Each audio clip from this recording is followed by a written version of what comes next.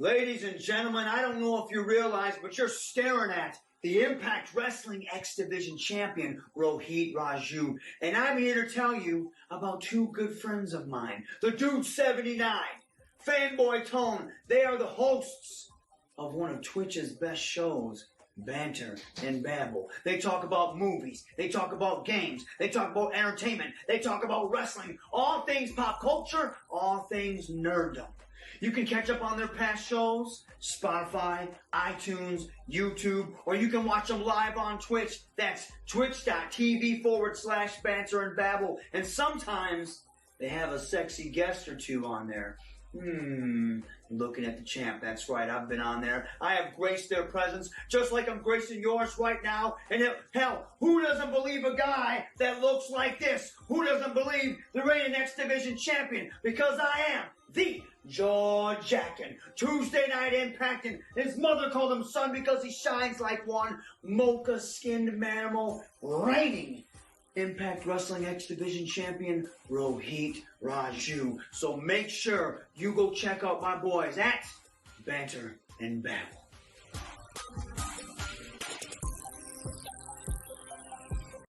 What a guy. I don't know, can we follow that? What's that? Can we follow that? I don't think so. I'm going to fuck it up really bad. Okay. Good evening. Welcome to another edition of Banter and Babble. I am the Dude79, and joining me always, my esteemed colleague, Mr. Fanboytone. Mr. Fanboytone, what's going on tonight, dude? Easy day today? Everyone's just kind of chilling, relaxed, nothing going on, nothing to talk about? Fuck off. What a day. You guys, this is one of the most difficult shows to have set up. There was a lot of shit that went on today. There was a lot of stuff we had to cover. Life got very, very busy for both of us. And yeah, I'm sweating profusely because I'm running all over the place trying to get stuff set up and ready to go. So if the show is fucked up anywhere, it's his fault. What? Yeah, I said it. Oh, that's bullshit. Welcome, seriously. Welcome, everybody. We have a great show. We have a lot of kick-ass shit to talk about tonight. It was it's been an epic week for gaming since last week. This week we had Xbox Series X last week. Ooh. PlayStation 5 stuff today. Ooh. We got a trailer this week that was hype. We're going to talk about in just a moment. We got to talk about Lovecraft Country. Shit's starting to get cray-cray in that show. And you want to do a little bit of a dive into Raised by Wolves. Yeah, that has come out. Now, originally, we were planning to discuss Guns Akimbo. However, life got in the way, and it was straight chaos today. So I wasn't able to finish my viewing. I know he hasn't been able to finish his. So we will move that to the next episode. We will definitely talk about Guns Akimbo. We're actually going to talk about two movies. There's another one that just came out today on Netflix, The Devil All the Time, with Tom Holland, Robert Pattinson, Jason Clarke. I mean, an incredible cast. That just dropped on Netflix today. Prime, you watched it? Awesome. Yeah, we're going to talk about that next week. For the next episode, we're going to talk about Guns Akimbo. We're going to talk more about Lovecraft. We're going to talk a lot about Raised by Wolves, a little bit more in depth then. So we have a lot of cool stuff to talk about in the next show. But tonight, lots of shit to talk about. First, Tone, how you doing, man? What's good? Well, let me, because I know Trick watched Akimbo. All I want to say is I'm about halfway through Trick, and I got to say, all I'm going to say about it right now is I'm really enjoying it right now. It's a fun movie. It's a wild movie. It's basically it's almost like a cartoon in some sense, and that's a good thing. So far enjoying it. But yes, unfortunately to move that. I had a short day at work today, which I normally do on Wednesdays. It just works that way. And a lot of stuff happened after I left the old workplace. And had to stop and get food on the way home. Now, I've been trying to stay away from fast food. That's been my thing. And I had to stop and get some today for the family, and the motherfuckers forgot most of my food, so I was already in a fit of rage. Disappointing. I was going to guess, did you go to Wendy's on State Street, but you said you went to McDonald's. Right. And I thought for sure it was Wendy's. Yeah, I typically don't give two shits about McDonald's. However, I did get a couple of the new spicy nugs. Yeah. Fat guy tested, fat guy approved. They're very delicious. The sauce that you didn't get to try. I didn't get the sauce. The sauce is lickable. You can lick that cup clean if you got to when you're done. That's fine and dandy. Now, I think the big question here, okay, and I think a lot of people in the chat would agree, how do they compare to Wendy's on top of the throne spicy nugs? So, and there's really, I think, only one person out there that thinks that Wendy's nuggets are better than McDonald's. I think that's Drastin. I'm not talking nuggets. I'm talking spicy nuggets specifically. Spicy nuggets specifically, yes.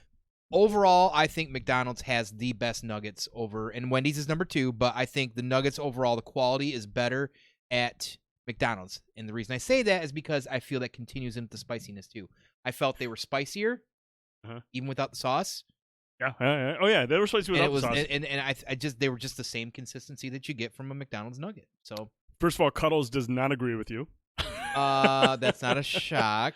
And Brian has already established Wendy's spicy nuggets are king. No further discussion is required. Awesome. I really like. I just think McDonald's nuggets are way better, just generally, than any other nugget.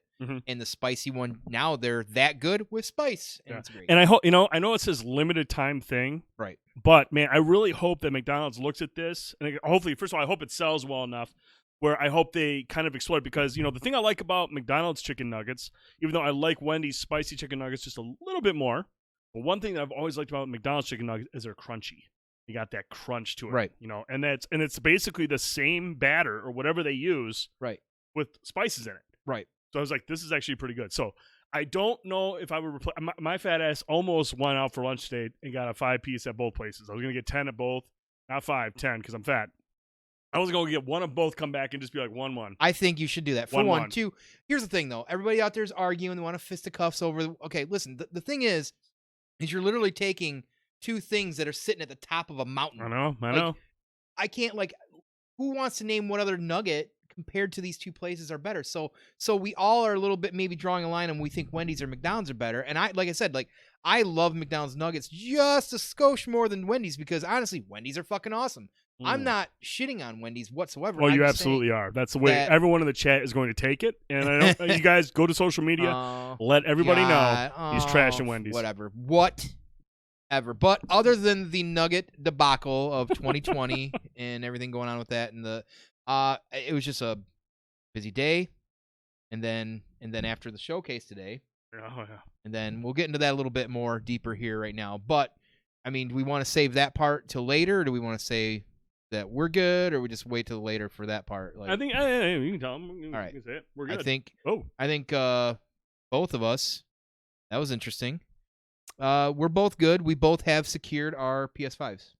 Yeah. We both managed to do that tonight. So you were running around, I was running around, we scrambled, we each got our PS5. So we are secured on those. Whew. And now we got to wait for the Xbox Series X and Series Not So X next month, or week, excuse me. So here we are. And so there was a lot of running around. So I literally got home, was there maybe a half hour, 20 minutes, had to spin around and leave the home and drive around, and it was a madhouse for a while, and then got here a little later than normal, hardly had anything to eat, and now it's time to the show. So what about yourself? Well, a lot of Avengers. Playing a lot of Avengers still. I think we can dive into that once we really get to the end game stuff. There's some stuff that we still need to get through to get to, so we're still working on that grind. But so far, I'm really digging it. It's a lot of fun. I want them to fix the fucking matchmaking so I can actually play with other people, because while I love the fact that I can build my characters the way as support and bring them in with me, and they do what they're supposed to support wise, they are fucking terrible at prioritizing certain enemies to take out. I can't tell you how many fucking times there's drones in the air, there's guys in jetpacks in the air, and Iron Man's on the ground throwing haymakers at fucking guys with fisticuffs. Dude, what are you doing, bro?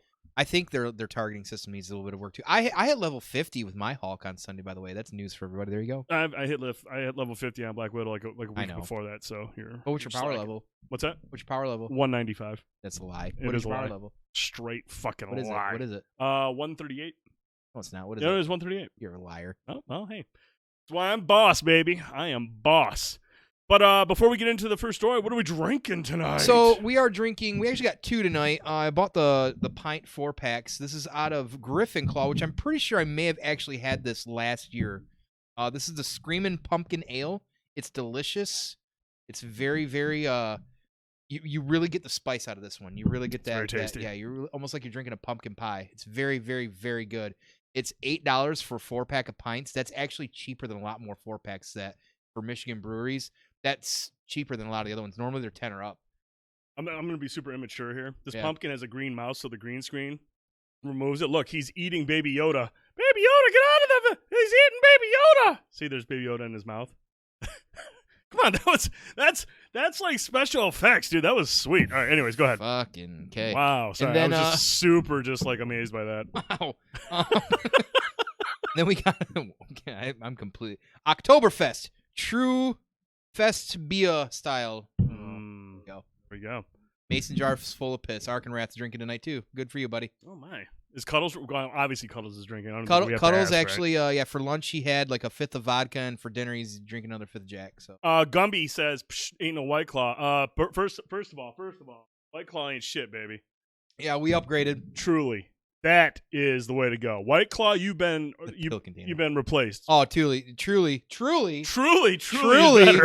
truly been replaced. Truly better. Truly. Yeah, it's really good. Cuddles, come on. Yeah, dude. You know what? When Cuddles comes up here, I'm gonna make him drink Truly. Oh, it's on all night long. When Cuddles comes up here, I got a feeling. It's a good song, right? All night long. Yeah. That's Lionel Richie? Yeah, it's Lionel. Lionel It's good Richie. stuff, man. Anyways, all right. Enough of that nonsense. Let's move in. Oh, first of all, wait. You didn't see at the beginning. Thank you. Oh, yes. Rohit Raju for that promo. Thank you to the X Division champ for hooking us up. He took time out of his day from playing games and hanging out with his best friend, the X Division belt, and got a little promo for B&B. So thank you for that, dude. We appreciate that. Yeah, it's a fucking awesome. sweet ass. It's a sweet promo, and man, everyone's gunning for him right now. Dude, this week on Impact, if you guys are gonna get a chance to watch last night, like everybody, TJP, Chris Bay, and Trey Miguel, they're that. So those four of them are some of the top guys in that division right now, man. They're all gunning. So they want a piece of them. They want a piece of them. Thank you, King. Magus, what's up? Moenzilla, what's going on? Shark79, welcome. I appreciate it. Good to see all you tonight. Thank you. We're glad you're here. Like we said, we got a lot of gaming stuff to talk about, which we really haven't whole lot. It hasn't been too much gaming, but we knew at some point this was going to happen. We knew at some point one of them was going to blink and the other one was going to follow suit, and that's exactly what happened last week. Xbox had a leak. Xbox forcing their hand to reveal their information. So let's talk about that first. Xbox Series X and Xbox Series S will be. I will actually run that video in a moment. Shark. I do want to run that video in a moment, just not right yet. Oh, but we do have pricing. Xbox Series X $499 in that one sweet price point, and the Xbox Series S $299, which is a sweet price point. On paper, you're thinking, sweet, awesome, $299. That's fucking dope ass price to get into next gen with Game Pass for somebody that just wants to get into next gen. And immediately, the first thing we were thinking, like, what kind of a cut is there going to be in quality to get games to run on this thing? Because the one standout thing, obviously, the CPU in the Xbox Series S is much more powerful, much more capable than the one that's in the Xbox One X.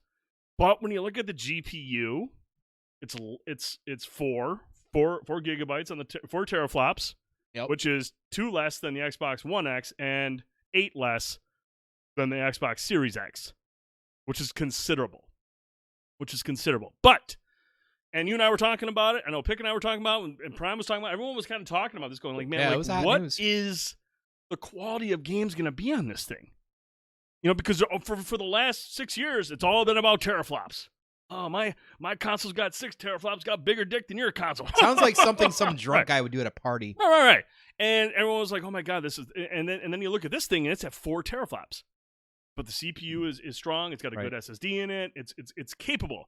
But I was like, I want to see these fucking games running on this thing. Right. I want to see, damn it, Prime. I want to see how Gears is going to look on. I want to see how all these other third-party games are going to look on the Xbox Series S. Sure, $299 along with Game Pass is a sexy entry. That's a great entry if you're looking to get into next gen. To play the next gen games at the very least. Get your hands on with that stuff. That is really, really a sexy on a budget, price, as they say.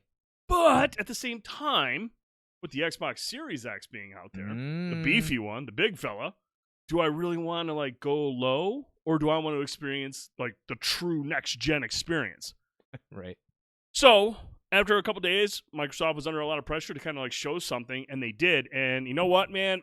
I don't know how these games are going to look on Xbox Series X. Obviously, the biggest difference we know right now is going to be resolution. Obviously, Xbox Series X is native 4K and a lot of stuff. Native 4K 60, in some instances 120. But Xbox Series S is going to max out at about 1440p or lower, depending on the game and how intense it is. Mm-hmm. But man, we saw 2 videos. We've got this Gears of War running on Xbox Series S at 120 frames. I'm telling you guys, this actually looked pretty good. It actually looked pretty good. I was impressed. It looks very crisp. It's very smooth. It's a clean image. It looks good. It's Gears of War. And it's running at a high frame rate, which is obviously very good for a shooter like this. Yeah, like that. Definitely that. Yeah, that's a game you want is higher. It looks really, really good. So I was happy to see that, but I was like, you know what? It's first party stuff. I do want to see the Xbox Series X version of it. I mean, it can't just be all 4K. It's got to be visual fidelity as well, like details and how things look, like how crisp it is. And then Dirt 5 today, they released their video of gameplay running on Xbox Series S at, I don't know how many frames it was. I think it was 120. But this looks good, man. If you don't have a 4K display and you just want to get into next gen and you have Xbox Game Pass and a fuck ton of games that are going to run and look like this,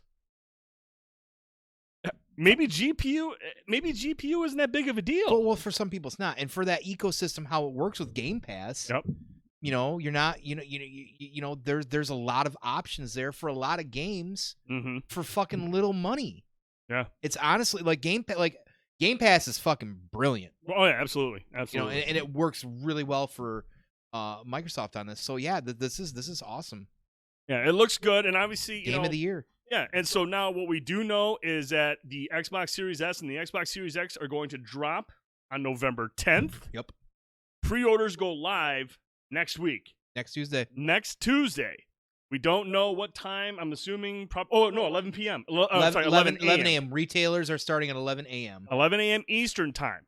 So make sure you get to where you need to be, whether it's Best Buy. Muffin, get in line. Get in line. Get your stuff ready because these things are going to go fast, you guys. They're going to go fast. I mean, my understanding, PS5 is already selling out a lot of these retailers. So they're going quick. So be prepared. 11 a.m. Eastern time. Right. Next Tuesday, get to wherever you need to be. Have your computers up, multiple pages, F5 that bitch until you can get it to pop up and get your pre-orders in because they're going to go fast. Forge Hammer's got something there for us. Forge Hammer, it's how it ages though. If 3 to 4 years from now, how taxing will the games be? That's the other question. That's a great question. That's a great question. Great question. Thank you, Forge. As the I feel like the Xbox Series S is kind of like that transitional system. For people moving from last gen, whether it's like, I don't want to see Xbox One X, but a lot of the Xbox One S's or the Xbox One base model. Well, somebody said to me too, like, I'm not worried about a PS5. I just want to wait for the PS5 Pro. And I'm like, yeah, no. That's too early to even think I don't even get that. But anyways. That's why, yeah, exactly. Yeah, but I mean, like, at the same time, like Forge Hammer said, in 2 years, are they really going to want to cater to the Xbox Series S when they have all this overhead and all this power in the Xbox Series X? At some point, you got to focus on the big one, right? But I mean, everyone talks about, well, it's like PCs now. That shit scales. You can have it running on the lowest settings. But do you really want to go out and buy a console that's going to be shit as everything progresses? And the PC thing too. But yeah, you're right. But I mean, and then the PC thing. You guys, I know it's easy to sit there and say it's that simple. And but at the same time, when they say that, go out and look at developers on Twitter and stuff. It's not that simple. It's not as simple as just scaling that shit. You know what I'm saying? So before you pop off and sit there and say, great nerd voice. Actually, thanks. I appreciate that. But no, I think it's a great system. But I think Forge Hammer has a legitimate concern. Like, what is the Xbox Series S's plans? Where is it in Microsoft's plans 3 to 4 years from now? Well, that's the thing, because it almost feels like all the companies these days, even Nintendo at some point, always does. Here's our slimmer version. Yep. Here's our pro version. Yep. Like, you're spending double or whatever you want to say every generation, regardless, because you got to upgrade or this one broke or whatever. And it's rare cases, but that's the whole thing. Like, it's great now, but like right now, all these developers are only like in the first level of the tower of unlocking these things. You know, Right. When you keep getting better and better, everything's moving up and moving up. I mean, look at some of the games that have come out the last gen right now, and I'm only using PlayStation as an example because there hasn't been a lot of big stuff right now on Xbox that first party that's come out. Right. But like look at like Last of Us 2, for instance. Mm-hmm. I mean, you're watching that, and if somebody was like half blinking or half asleep, that looked like you're watching a movie. Right. Right. Even parts of Ghost of Tsushima is like you're playing that, you're like, am I watching a movie? Like, what's going on here? So, what happens when these, and don't get me wrong, I get it. Like, PCs have been like this for eons. Like, Crysis 2 comes out and you got every stuff cranked. But the point is that casual gamers are still a big piece of the video game market and always will be. Mm-hmm. Yeah, more and more people can get into PCs because it's more and more affordable, but PCs also need to be upgraded and tender loved a lot more often than you need consoles. But there's that Dutch door again because consoles also have a pro version or an upgraded version. So, it really, at the end of the day, it's the accessibility and what people are playing. And there's people that live in rural parts of Michigan that don't have fucking internet. Right. So that means for PC gaming especially, online DRM, you can't play PC. You can't have a PC out in the fucking middle of nowhere in the thumb. You have to have a console to go home that you don't have to worry about that internet connection. So there's always going to be a market for casual gamers and consoles, and that's just the reality of it. So. Right. No, I get it. Right, my internet is shit. I mean, it's different in every individual situation. It's going to be different for everybody. But I mean, like I said, the $299 at launch is a very appealing price. And based on the games that we've seen so far, we've seen Gears, which is important. It's a first-party game. Yeah. We've seen Dirt 5. That's a third-party game. We see that these games can run at a high frame rate at 1440p. That's going to look good on a 1080 display or a 1440p monitor. That's going to look just fine. They're going to look fucking awesome running at a high frame rate. So I was one of the first people to say, how is this shit going to look? These games are going to look like trash. They have to, right? They don't. Actually looks pretty good. It actually looks pretty good. And, when you play that game at 4K, but, I mean, the other thing is, though, man, this is a $200 price difference? I mean, at some point, you're going to have to justify that $200, hook up the people. I mean, it's got to be more than 4K, right? I mean, 4Chamber, again, it says you don't want your console, which is supposed to last 6 years, to be dated after 3. Like I said, and I can't remember where I read it, but somebody said, I don't know if it's in a Discord that we were in, but somebody said if you buy cheap, you buy twice. True. You buy cheap, you buy twice.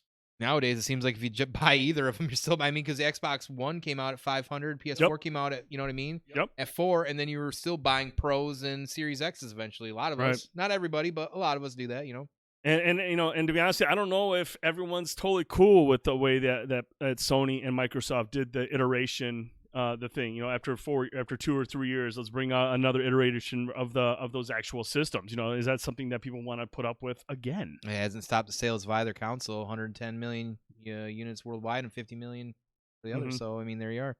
Yeah, and Xbox. Some people bought 3 PC Master Race. There's El Blanco PC Master Race. I bought an Xbox One S and an X Prime. I bought all of them too. I bought the launch model, and then I bought the S, and then I was like, "Fuck it, I'm just gonna get the Xbox One X." But I mean, that's us. When you're a hardcore gamer, or if you're into tech, if you're a hardcore, you're going to spend money. You realize. I've said this before, and I know everyone agrees. Gaming is an expensive fucking hobby. It's and if you've got a family, that S model is looking a lot smarter for you. It's an expensive fucking hobby. And yes, the hardcore people are like, no, I'm going to buy them all. I don't give a shit. But there are people out there who aren't like that. No, and that's perfectly fine. Yep. Listen, if you've got 3 kids and they all want an S or an new Xbox, play the new games coming out for holiday. Especially young kids. Yeah. Dude, they just want to play Minecraft Dungeons. And Fortnite. You don't need the $500 model. Yeah, you don't need Fortnite and fucking 4K to enjoy it. So Panic Games. Those kids don't have to eat. Yeah, the hell with them. There you go. I was telling you the other day, man, I can buy all these systems. I got to have to tell my kids, Santa thought you were dickheads this year, so you didn't get shit. Right. You got nothing. Hope you like the Reese's peanut butter trees, asshole. Christmas morning. Mom, where's Dad? He's downstairs playing on one of his 6 consoles down there because he's a loser. Right. Yeah. That's why you guys didn't get shit. You punch them in the stomach, kids suck. Oh my goodness gracious. This is speaking. But I mean, like I said, eating is a luxury. Right. Right. You guys are savage. Heavy But I mean, candy. what's everyone think? I mean, what's your guys' thoughts on this? I mean, are you day one with the Xbox One X or see? There we go, Xbox One, Xbox Series X. That is one thing I would like to address. You guys sound. But here's off the out thing, there. and I want Is to the ask you wording this in the because, messaging. boy, there's a lot of people on social media. There is really. Man, That's a I good tell you what, point. man, That's a social good point. media has A lot of so many people. fucking armchair just idiots. Oh my god. Everyone's like, well, they're, Xbox. If you can't tell the difference between the Xbox Series X and the Xbox Series, again, it comes down to the whole fucking. Yes, you know what it is. You're a hardcore fucking gamer. Right, you right. know what you're looking for. Yeah. If you're just some dumbass who's going out to buy his 7-year-old Jimmy, I want this. I want the new console. Right. He's gonna go out, never game before in his life. His son just took up gaming. Dad goes to the store. He's going to come home with something. There's a high probability he's going to walk in there and be like, hey, I need that Xbox X. The Xbox thing. Which one? That's the thing. Is like in reality, shoppers and consumers, especially when you get into November, they can't even keep their thoughts straight half the time. When they're out looking for shit, they're not going to know the difference. And when you're trying to have people convey back and forth, it's going to be a mess. That's just the reality of it. Like Xbox One X or Xbox Series X. For consumers, like for all of us and a lot of us in the chat, it don't fucking matter. But for fucking consumers, that's a big fucking deal. That mixed messaging could cause issues come Christmas morning. Yeah. And it's, don't buy into the bullshit of the people that are going, oh, it's just made up. It's a made up story. I'll listen to the people who work in fucking retail. Yeah. I'm going to listen to people that work in retail who understand what it's like to deal with fucking customers all day. Not everybody sits on fucking Twitter all day to argue about this shit. Twitter is like is still a very isolated place. It's not everybody. Or debunk announcements. Yeah, not everybody fucking is well informed as everyone else. Right. And that's why we're here. That's why we're here. We're here for you parents who are too fucking stupid to care about video games. Prime, buy me something for Christmas. There you go. But you're not rich. You're going to ask, how much does it cost? You'll know which one you're going to buy with you. Right. Right. Which Xbox do you want? Do you want this $500 one or the one that just got cut down to $199? Right. $199. Right. Put that bitch in the cart. Cuddles, I argued all day, but what is sexy? Ankles or kneecaps? That's actually something we should pull sometime. I believe that's a good discussion. That's a valid point. That's a really good discussion. But I mean, everyone. I mean, who's in the chat? Show of hands. Who's picking up an Xbox, either Xbox One X or an Xbox Series X or both? Yeah, if you're getting both, that's cool too. That's cool. We're getting if you want to flex, you be like, I'm getting one for every fucking room in the house. Flex, dude. Let's go. King Cuddles isn't getting any because he's eating too much Arby's. He's spending all of his money on booze. I get it. Yeah, we know. Prime's got both hands up. That's hot. Yep, that's great. That's great. Cap says nay. I didn't realize name was in there. Wenzilla says 0. Wenzilla's got 0. Wenzilla just needs to get internet.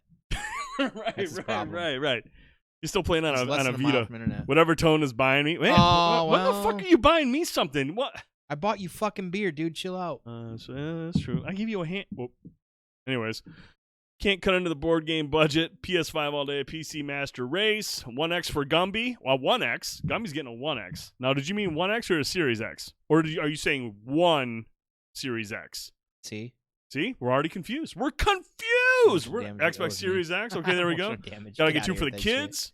Tricky Region's gonna be his kids aren't getting shit. Well, that's all they're getting for Christmas. He's getting 2 Xbox Series X's. Man, Tricky, you're a great dad. Yeah, Trick, you be my daddy, Trick. My kid, what does he want to play? He wants to play Hello Neighbor upstairs on the Stadia. Cool. Go up there and play that shit. Yeah, go knock the dust off that Hello Neighbor motherfucker. upstairs, little man. It's funny watching him play. He won't go in the house because he's scared to That's what you were saying last time I was here. He's scared to fucking death of the neighbor. He sits out in the road and kicks the ball around all day. He walks up to the house and the neighbor runs out and he's like, oh, and he runs back and just stands in the street. It's fucking great. I can't absolutely wait for him to play hilarious. Five Nights at Freddy. He's probably got like 40 hours under his belt, hasn't opened one door in the house. There's an achievement for ball kicking. It's absolutely hilarious to watch. But no, I'm very, very happy with what we saw here. I want to see Lincoln. What's that? Said that?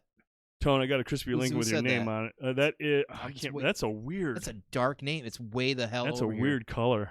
Yeah, that's a. Oh, it's reminisce. Oh, Rem. Yeah, I'm a lawyer, bro. I don't know what you're talking about, but yeah. I'm a lawyer. But no, I'll be getting an Xbox Series X. I'm pre-ordering next week. I'm a tech whore. I got to have the latest. I got to have the hottest tech, and I want to see everything. Yeah, I want to see these games at their maximum. And so I'll be definitely picking one of those up as well. So really, really excited for that. But $4.99, but $2.99 is a really hot price. Yep. But we had another show today. We did. And you know what? I didn't even think about it until I saw the pricing and actually thought about it. And I was like, oh, that's interesting. Let's talk about that. We're going to move on from the Xbox Series X and Xbox Series S. Pre-orders next Tuesday. 11 a.m. 11 a.m. Eastern time, launching November 10th. So if you're on the West Coast, it will be like fucking 8 o'clock for you. So if you're somehow on the West Coast, hopefully you're fine due to the fires. But yes, make sure that how's that? That's really good. Make sure you figure out your time zones and your retailers to get your Xbox. It's gonna be hot. All right, moving on. Today at 4 p.m. Eastern time, we finally heard from Sony regarding all things PlayStation 5. All things. We got to see games. We got to see gameplay. We got to get a price. We got a date. We got all that shit. And we're going to dive into that right now. First of all, PlayStation 5 disc version. The one with the disc drive. $499. Matching the Xbox Series X. $499. Full pricing. No undercut like 2013. Nope, no undercut. But the PS5 Digital Edition, same specs as the PlayStation 5. We don't know memory though, right? Same specs as the PlayStation 5. Same amount of RAM, same amount of storage. Right. Identical, but without a disc drive. $399. Now, at first you're thinking, oh wow, that's still $100 more than the cheap Xbox One S, but the same specs as the big PS5. Right. That's the $100 less. Right. Than the Xbox One, Xbox Series X. It's impressive. That's impressive. I mean, I thought for sure it was going to be $499 for the base, and then $449 for the discless. Now we were seeing rumors today up until so there's a lot of stuff going around before. I'm right there with Jay McKenzie. Fuck discs. You know what? When I was younger, I used to love going out to like Best Buy. I remember the Modern Warfare 2 launch was one of the most exciting nights of my life. It was so fun. Lines were crazy that night. Freezy and I went out there. We sat in line for like 3 hours, dude. We were both hyped about Modern Warfare 2. This dude in front of us was like, man, I just built up my fucking rig. I just built up a PC to play this shit. This guy is jacked in front of us for Modern Warfare 2. He's hyped. We're listening to him for like 2 hours as we're making our way up. Dude, it was at Best Buy. We were over by like, was it As Guitar Center, like around the corner? Oh, around the corner, like past the DMV. Dude, it was huge. Okay, it was huge. This guy's like, man, I fucking got this PC. I built it. I can't wait to own fucking fools tonight. So like, oh man, that sounds dope, dude. We're just playing on PS3s. We go through this line. We finally get in at like 12:35 or something like that. They're letting people in and all this stuff. And this dude's in front of us. And they're like, well, when are you getting Xbox or PS3? And he's like, I'm getting on PC. The guy goes, dude, the PC version ain't coming out tonight. PC version ain't out yet. This motherfucker waited in line for 2 hours, flexing about his fucking rig, dude. That shit wasn't even out that night. Do your homework. And I remember the guy turned around and Freezy looks at him and goes, later, man, have a good night, bro. Freezy just moved right up and got ours. But I mean, dude, I am past the midnight launches for games. I don't want to do any of that shit. I just want to come home, turn on my system, the game's downloaded. I don't want to fucking get up and swap out discs. I don't want to do any of that shit. So I am hyped for the digital version. But I want to get you guys' thoughts. Everyone in the chat as well. So we got a lot of great stuff going on here that I wanted. So Jay Hill says, I was going to ask, I haven't been in the gaming myself for a while. What's the point of disc now? And Forge, exactly what he said. So in 15 years, he can still own it if he wants. So now I don't mind buying a lot of digital stuff on the low. Mm-hmm. I buy some games on digital. Marvel was one of them. Sometimes the pre-order bonuses are better. Yep. Like Predator, I got digital. But there are a lot of games. So I'm a collector. Right. I every gen I save 15 or less like disc games for that gen collecting reason to move on. It's always going to be something in me, regardless of any system, even PC. Some of my because you can't find discs anymore. But that's it for me. I want a disc drive. I want that ability because I do trade games in sometimes. But I like to have that little collection. It's as somebody who's literally an adult child and still buys toys and action figures, it's something that feels I've got ownership on it. I don't have that with digital, right? And it's a mental thing for me. So it's gonna be hard. I think it's gonna be harder for you than you think because you love those steelbook cases, and maybe it won't be. Actually, I've come to terms to that. I am tired of buying collector's editions just for a fucking steelbook. Okay, that's fair. And I do still use a rotary phone. It's very. I mean, it just sounds cool when you. I know. Hey, King, what are you doing? Drinking? Go figure. I dig it. But everyone, what's your thoughts on the price? I mean, what do you think on the price? You think that? I mean, obviously the $4.99 one that makes sense. You keep it in line. I was hoping because I loved the drama of the consoles, even though I try to stay out of it as much as possible. You're more into the business side of the drama, watching like two publishers kind of go right. Not so much the bullshit that goes on with the communities. Correct. Thank you. Thank you. That's perfect. Yeah, I don't give a shit about fucking fanboys, but I like watching two juggernauts like go at it and going. Right. So when the rumors were hitting earlier on Twitter about some of the pricing for the potential PS5, and I was seeing $450, you're like, that would be fucking sweet. That would create disarray and blah blah blah. And then after the price is announced, you're like, okay, that's still fair because yes, $100 cheaper. It's an expensive disk drive, sure. However, we aren't talking about like disk drives from 2006 anymore. Like, you know what I mean? Like they are cheaper, but that's a lot of fucking, that's a lot of money that probably goes into creating those in these kind of systems that play 4K, UHD, HDR, et cetera, Blu-rays now. Mm-hmm. So I'm fine in the pricing. It's spot on with, MS. And honestly, at the end of the day, if you're going to be like us, we're going to have both systems. If you're more of a Sony guy or more of an Xbox guy or gal, you're going to buy whatever you're going to buy regardless, and the pricing is really not going to matter to you at the end of the day. For me, it seems fair. It is what it is. It's not $600 like some people are saying, it's going to be $600 because it costs so much. It was never going to be $600 because that number ruined the PS3. Right. So here we are. No, and Forge makes a good point there. He owns Blu-rays. And while the PlayStation 4 Pro doesn't play Blu-rays, the PlayStation 5 disc version will play Blu-rays. 4K, excuse me. 4K Blu-rays. 4K. Yes, 4K Blu-rays. So that's kind of a good thing right there. That's important to know. But the PS4 Pro does not. The Xbox One X does, and that's one of the reasons I was kind of like not cool with selling that one that I had or trading it in. I was like, man, I don't know if I want to trade it in. But at the same time, I get most of my stuff through Apple, so I always have it digital anyways through my Apple TV. But at the same time, everyone knows that even if you stream stuff, it's not quite on par with watching it on a disc. If you stream something 4K HDR, yes, it looks great.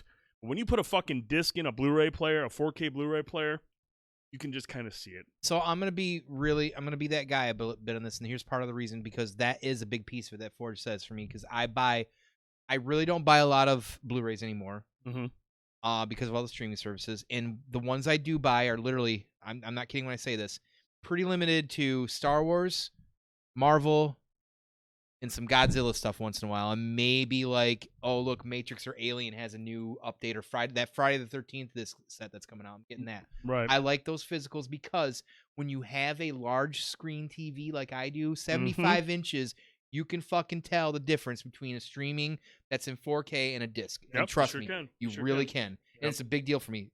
And it's not because I'm trying to be a smartass.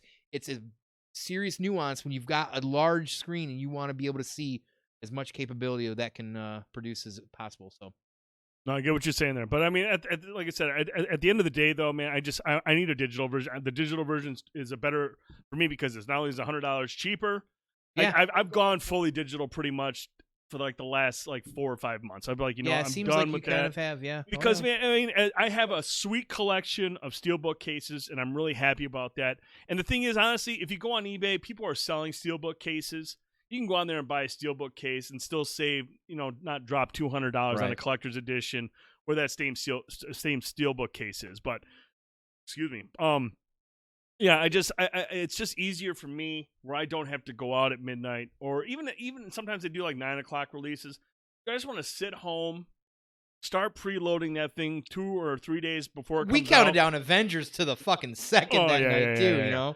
Yeah, and just being able to download stuff and then come home and be like, dude, I'm going to play this game. And then with the way these systems... I get that. You know what's interesting is we didn't really get much of a UI dive today. I was really hoping for like a feature... I wanted more of that. But I'm guessing over the next few weeks. But we didn't get a lot of shit in this trailer, but somehow that shit started leaking out after the fact. We sat there and, we're watching this thing unfold, and we're like, man, this, we're getting close. We're cutting it down to time. Like, man, we have like 3 minutes left. Like, where is the fucking system teardown? Where's like the user interface? Where are we going to see the menus? We don't get any of that shit. We got none of the UI, and that's the thing. Like, I got a feeling the UI of the PS5 is going to be pretty much the PS4.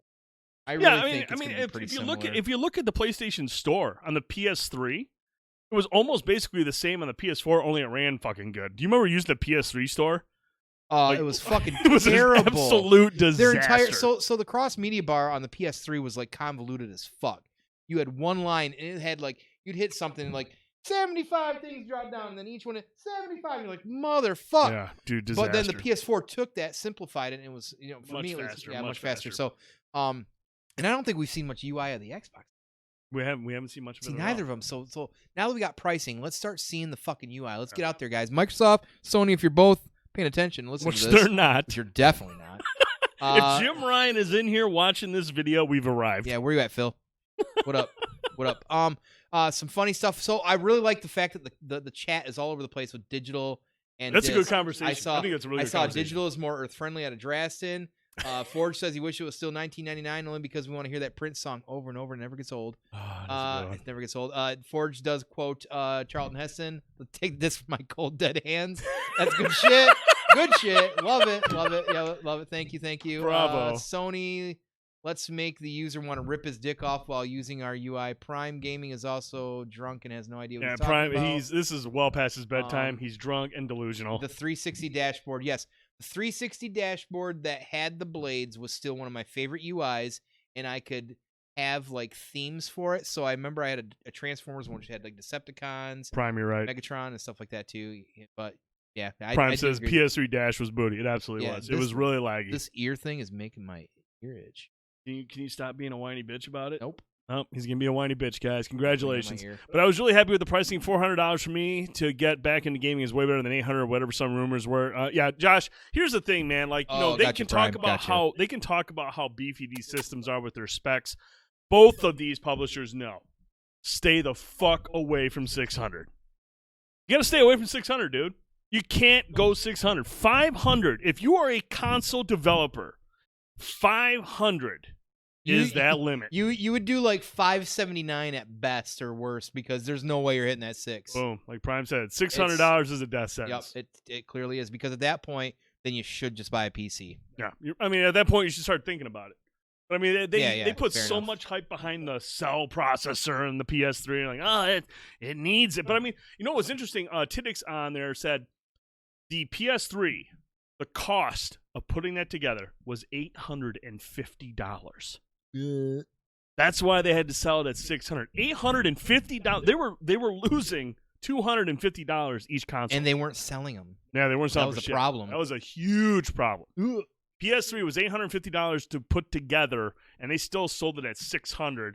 I think the other one that was like $500, wasn't it? I think there was the 80 gig that had backwards compatibility. So the original 20, 40, and 80s all were backwards compatible, and you could tell the difference because the original those 4 had 4 USB ports. Right. That's how you know they had full built-in PS2s, and that's why they were so expensive because they literally put a PS2 inside a PS3, whereas later down the road it was more of an emulation setup. So like the 80 gig that had 2 USB ports emulated those games on a different level, stuff like that.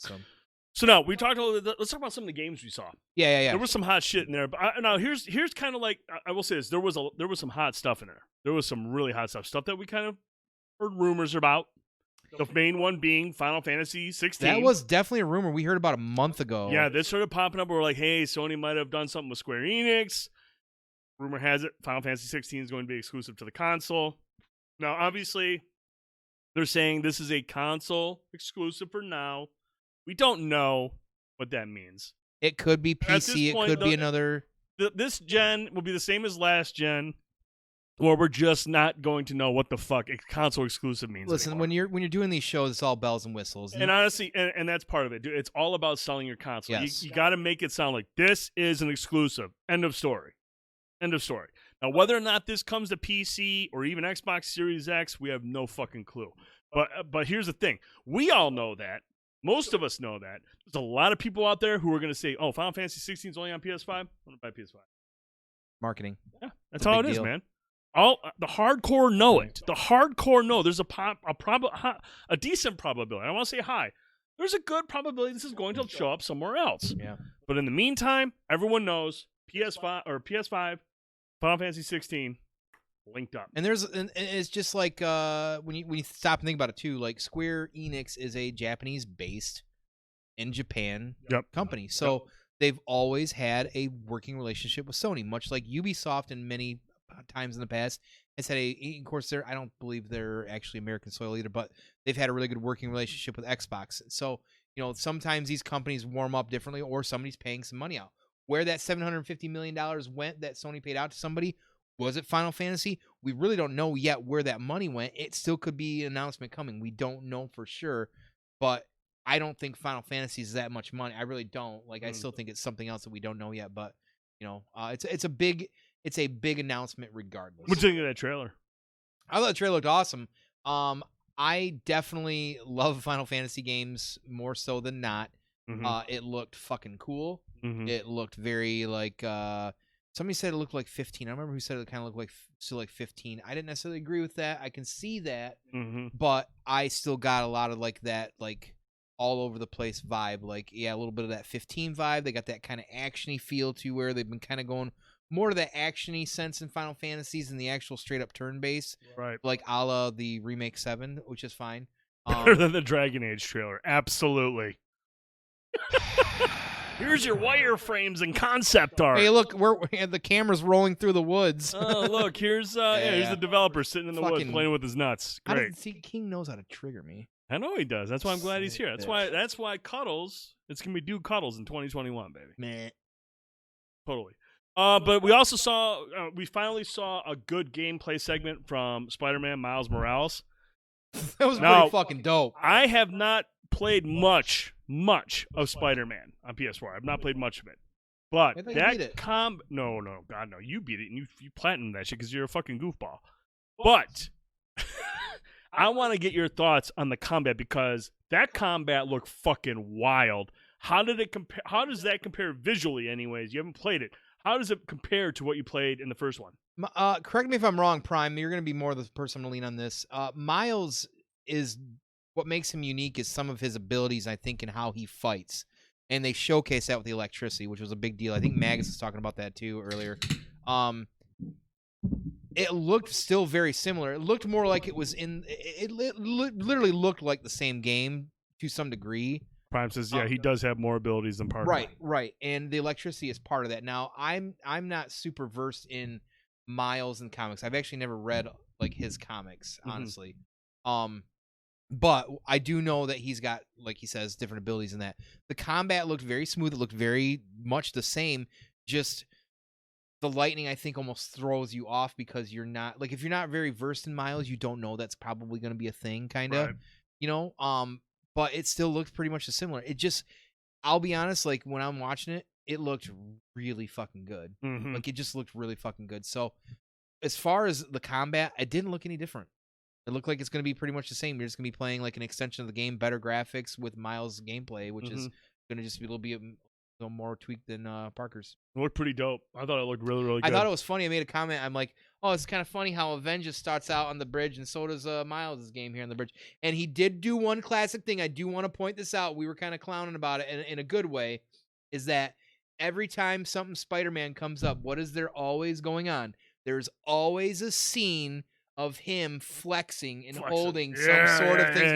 You saw in the original, was it Spider-Man 2 or 3? Where he's on you the saw train? Toby do the train. And then you see, and I don't know if Garfield did it in his movies because I didn't watch those garbage pieces of shit, but I do know Tom Holland did the boat, and then you could see Miles do it in this with the parts of the bridge. Pretty fucking sweet. That's rad. I think he does it. Loved he does it in 2 with the train. And I want to say he does it in the first one when he's hanging off the bridge and he's holding on to the people in the that are hanging off like the a bridge. train car or something like that. I think he does another flex like that too. Yeah. And I'm very hyped to play Miles too. Miles, like, there's a lot of things in comics and a lot of in that medium you got to be careful because people are very, very, Mega says Garfield did it too. Okay, go figure. The great thing about Miles is that he's a character of color, and that's very important. So there's a lot of representation there. Yep. And sometimes comic book people stumble when they try to have people represent a little bit of everybody. Yep. And they have never done that with Miles. They've treated it very well. It's been very good for everybody. He's a great character. I think a lot of comic book fans have always kind of just accepted it and kind of embraced it. He's an awesome, awesome character, and I just think it's very big and very exciting to say, instead of just doing another Peter Parker Spider-Man, that we're doing a piece that's focusing on fucking Miles Morales. He's a great fucking kid. It's fucking, and it's dope because we've seen that now from 2 big Marvel games. I mean, Kamala Khan, a Muslim leads the charge through Avengers. Yeah, and she's an amazing character. She's a fucking amazing character. You get to because you get to see a character who literally is just a fan at one point, and all of a sudden gets hit with Terrigen Mist, becomes an Inhuman, and has to and still believes in something bigger. So these games like this and everything when it comes to comics, there's always a lesson. And like if you're not getting the message, pay attention a little bit better, and that's what made Kamala pretty cool.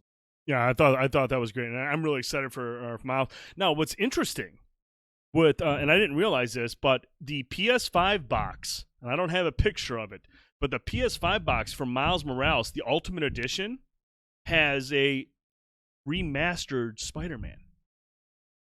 I don't replay a lot of games. The original one is remastered for PS5, though. How's that thing going to look and run? Whoa. Yeah. Like the one that came on PlayStation 4? It says it on the box. It says this is Miles Morales, but it also has a remastered version of Spider-Man PS4. I don't replay a lot of games, but I might be wanting to play that again. See, now I'm thinking about not playing mine because I haven't finished it. So I'm like, well, I might as well just wait till this comes out and there's my single player game. Because I don't know how long Miles Morales' version. I don't know if this. I mean, here's the thing, man. It's $69.99. It's $69. We're going to talk about the pricing here in a minute, but it does mention on the box, and I'll show you where you can see. I wish I could post it for you guys. Interesting. But I will show it to Tone for confirmation. Right here on the box, I'll see PS5 includes. Oh my God, this is a pic of your ass. Oh, that's my. Oh, I'm doing a Chris Evans on you. Hey guys, look at my junk. Right here though. If you got, I'm sorry, I apologize, but right here it says includes Spider-Man Remastered for $69.99. That's interesting how that shake out. That's the especially Ultimate of digital Edition. Versions of the original Spider-Man. Now, can you get that as well? Let's not get too deep.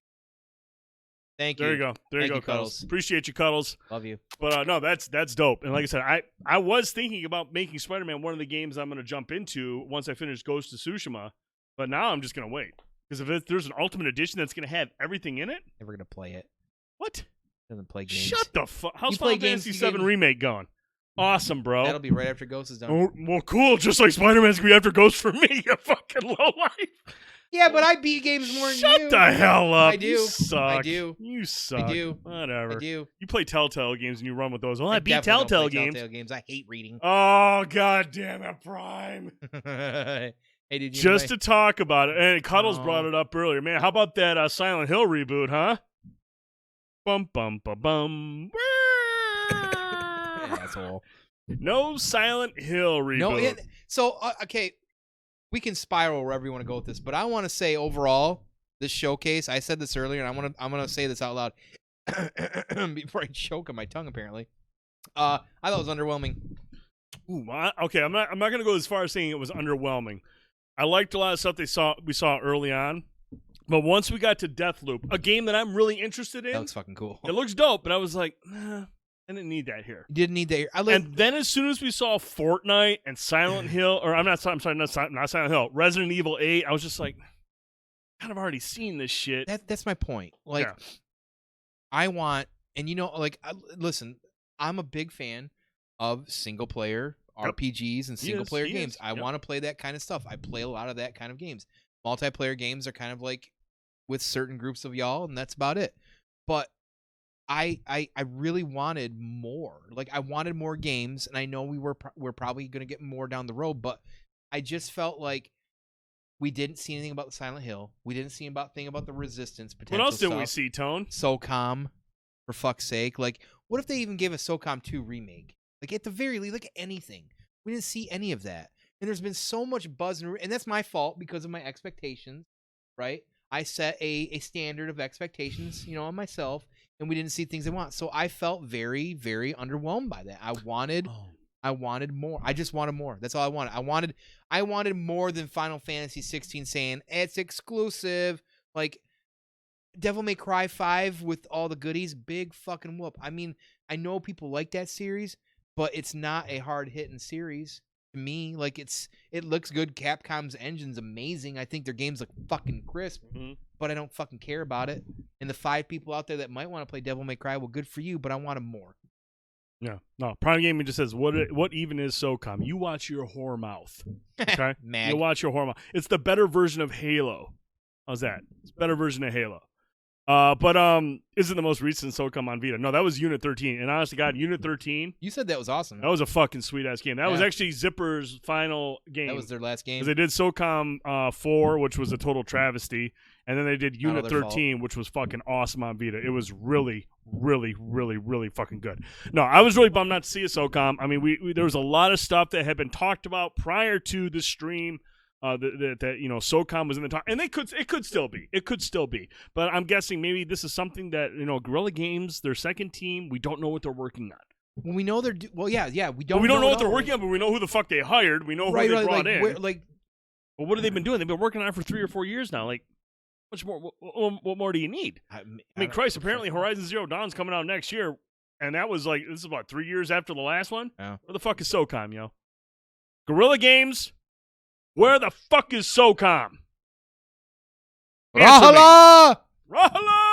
Throwing grenades and shit. Man, what a great fucking game, man. That was my first video game. It was a launch title, man. Unit 13 was incredible.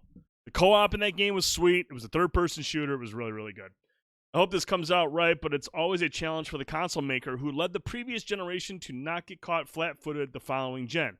Because it's hard to let go of that money base, so they tend to have an underwhelming launch lineup because of it. Let's talk about that launch lineup. We know now. First party speaking, these are the games we can expect at launch on PlayStation 5. Astro's Playroom. Free, isn't it? Yep, and pre-installed on the PlayStation 5 from Japan. Japan Studio is busy. That was the one that everyone was thinking. Japan Studio is working on Silent Hill, but now they're working on Astro's Playroom, and they're working on Demon Souls with Bluepoint. Astro's Playroom. Beautiful. Pre-installed. Demon Souls, Bluepoint Games Japan Studio, $69.99, $70 title, launch. But that's a great launch title because that trailer was fucking dope. That game looks really good, 60 frames. Here's the thing, man. When you watch the live stream on Twitch, it was 1080p, 30 frames.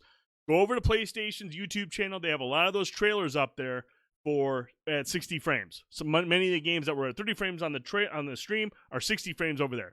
Destruction All-Stars, which looks amazing. I'm all about Destruction Derby. That was one of the first games I played on the PlayStation 1. Destruction All-Stars, which is weird. It didn't show up at all on the stream. No. I mean, I would have loved to have seen that over fucking Fortnite. Devil May Cry 5, I'd rather see this over that. Ultimate Edition, that was wild. Out of nowhere. But Destruction All-Stars, $69.99. Marvel Spider-Man Miles Morales is $49.99 for Miles Morales. The Ultimate Edition, $70. That's going to get you the Spider-Man remaster and Miles Morales. That's fair. And then Sackboy: A Big Adventure, $59.99. It's funny to think, dude, in 2020, $59.99 is now your budget title. You said sack. So that's a decent lineup for first party. I'm surprised Knack 3 isn't on there, but we're getting Sackboy. Mark Cerny's still working on it. He's not going to rush this one. Mark Cerny is going to make Knack 3 I have no fucking clue what he's working on. Shut up. Say that out loud. But solid first party launch titles. Solid. I mean, really solid. I mean, you got Marvel, you got Spider-Man and Demon Souls. 2 games that are revered. I mean, people is love Demon those Souls games. Considered first party because Japan Studios is working on it? Japan Studio is Sony. Okay. Yeah, that's first party title. And at the end of the trailer, it mentions that during the stream it said limited time, whatever, coming to PC. Sony has since come out and said, no, that's not fucking happening. It's a PS5 exclusive. Now, whether or not that holds true, who knows? But we've had people all day debunking this stuff, so it's all good. Dude's going to hate Knack 3. He hates 3s. You're goddamn right, Cap. King, don't even start. Yeah, you're get about to start King started. Here we go. Yeah, King's going to demand a speed 3 at some point. Honestly, okay, that's great and all, but I'm going to be that guy. I'm trying to be objective, okay? Yep. But I mean, Spider-Man is great, but okay, Demon's Souls is a remake, day one title. But now you gotta understand something. When Blue Point remakes a game, which is fine, but I'm not gonna fucking play that game, so I don't care about it. Because that's the other thing. It's a niche. Awesome. It's a niche. It title. looks awesome. I respect every single motherfucker on this earth that plays it, unless you're pretentious about it. Cool. I will break a fucking controller and break 3 walls in my house trying to play that shit. You can pay $20 for Spelunky too and get the same experience. Fucking pervert. But I like that lineup doesn't get me excited. And honestly, but honestly, PS4 lineup didn't. Well, PS4 kind of did, because even though I never really got Killzone Shadowfall was a fucking atrocity. Yeah, but it still at least had a name. You know what I mean? There was still a name there. Knack. I did not play Knack. I can tell you that right away. Okay, first of all, Killzone Shadowfall's name isn't nearly as big as Spider-Man or. That's true, but I'm just saying, like, launch windows on consoles, the titles are never really exciting, and that's because I am somebody who plays first party fucking games. Yep. So Miles, his add-on, who knows how big the game is not really like a full blown new game. Right. You know what I mean? So. For me, like, that's why it was underwhelming for me. I wanted some crazy, like, saying, oh, fucking SOCOM's dropping that day, or, Dragon Age, or, which clearly is never going to happen anytime soon from the trees. 2024. But you know what I mean? Like, even Xbox in that sense, like, there's not a lot of big titles that they're relying, as always, on these launches on a little bit more on third-party titles. And that's fine. It's just not really my bag. Speaking of third-party titles, Call of Duty, the alpha for Black Ops 4 alpha multiplayer drops that got a lot of fanboys fucking heated today. Oh, everything does, dude. Everything does. Ooh, everything does. And and I want to talk about that for a moment. The Final Fantasy 16. That's right, Forge. That's fucking right. What do you say? We got a need for speed. Me, Forge, Cappadocian, and like 8 of us in my house when PS4 dropped. The first weekend that came out, the system launched like a midweek or whatever. That following weekend, we had a party at my house, and everybody brought their TVs and PS4s, and we did a Need for Speed online play with everybody. And like 2 of us, me and Cappadocian, spent all week leveling up our cops to like level 20-something, because all these fuckers were playing as the regular cars and doing 20, so we could smash and bust them up. It was a fucking blast. Brian says starting out with Final Fantasy 16 in the showcase was a big dick move. That was a big flex. Yeah, it was definitely no potato faces on that one, so it was a big flex to run with that one first. Yeah, and at the end of the day, man, look, here's my thoughts on that. Does it suck that Xbox people can't play it? Yes. Do these third-party marketing deals suck? Yes, but you know what? Microsoft's going to make some kind of an announcement down the road where they're going to buy something up. And all the same people who are pissed about this Final Fantasy thing right now are going to be the same people that are going to be jerking off the Xbox deal. Or pissed about the Spider-Man thing. You know who to blame for this shit, you guys? You. Every one of you, myself included, that buys these third-party fucking exclusive games, these timed exclusives, your fault. Deal with it. That's it. I'm tired of that shit. I'm so tired I'm tired of going on fucking social media and seeing, oh, that's bullshit. Oh, or the other side, oh, that's a good get. And then when it switches up, it changes. It just changes the narrative. Grow the fuck up. It's your fault. Done yelling. All right. Done yelling. Because I'm freaked out, for one. Two, the Harry Potter game looked like a PS2 game. I didn't give it No, the thing is, man, the Harry Potter game, and I thought I was intrigued for a moment. Then I realized J.K. Rowling is just an absolute horrible human being. And I feel really bad. Because Avalanche is working on this game. Mad Max, Avalanche. A hell of a developer.